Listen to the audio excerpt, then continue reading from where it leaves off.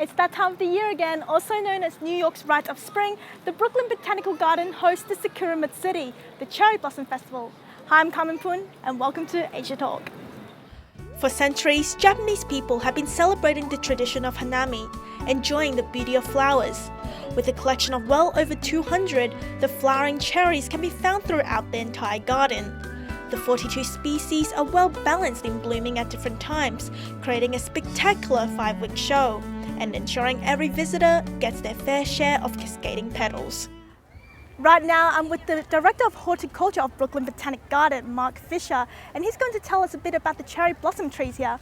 Hello Mark, how are you? Hi, nice to meet you. Well, first of all, I thought that the Cherry Blossom Festival was only supposed to last for like a couple of days.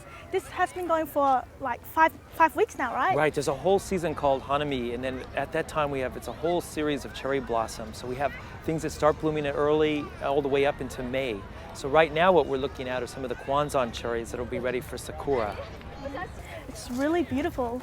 So can you tell us some of the characteristics of this cherry blossom? Yeah, the cherry blossoms that we're looking back here are the Kwanzan cherries, and they're like a double flowered. So they have more than one row of petals on them. They're beautiful pink colors, you can see. They don't really have a fragrance, but those are really what you associate with Japanese flowering cherries. So what does the cherry blossom symbolize? The cherry blossom symbolizes the ephemeralness of life. From the time that the bud opens till the time the petals fall, it just shows how quickly life goes. And so that each fleeting moment is very important in life. So it's very symbolic in the Japanese culture. Well, can you explain where hanami came from? What is hanami? Hanami is the viewing of the cherries, and that started like in the 3rd century, where people, poets, writers would come out and start looking at the cherries as they would come into bloom in Japan and start contemplating about the cherries and making poems. So from then on, they encouraged everyone else, the whole family. Exactly. So then it turned into families going out there, and it becomes more of a tradition. So people will even come to Brooklyn Botanic Garden and take pictures and enjoy the whole season of hanami.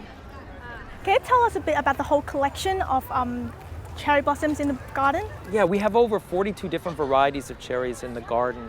And some of them, like I mentioned, will start blooming in early spring and bloom all the way into May.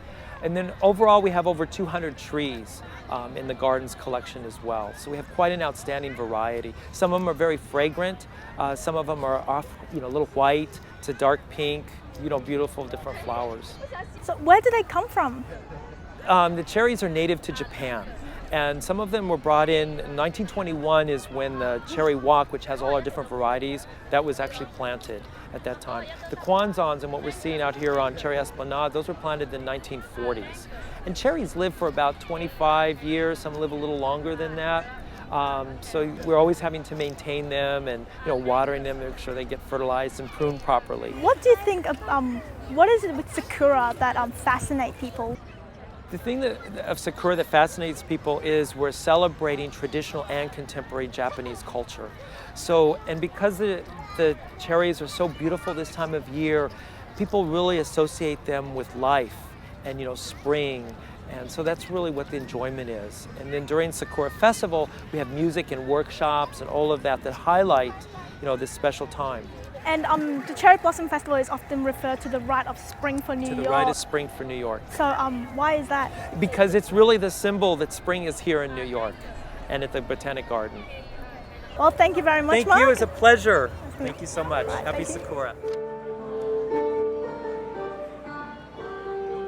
The Cherry Blossom Festival hosts over 50 performances, demonstrations and exhibits of both traditional and modern Japanese culture.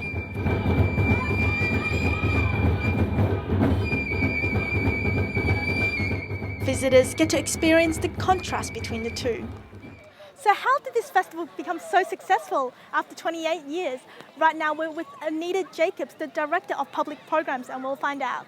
This is our 28th year. We're looking forward to a great festival, which is a combination of a celebration of the cherries and also a celebration of Japanese culture. So we are featuring many performances that are more traditional, things like kimono fashion shows, samurai sword fighting, things like ikebana flower arranging and bonsai pruning. But this year we're really doing a big feature on contemporary programming. So we have some J-pop artists that are coming in from Tokyo. Tokyo. It'll be actually their U.S. debut performances here. We have a lot of things that are related to manga and anime this year, and a lot of cosplayers. So it should be a really fun, kind of youthful feel, and really exciting event. You have visitors coming from all around the world, so how do you keep the season going? Yeah, we really do. It's quite exciting. It's a very multicultural event. A lot of people.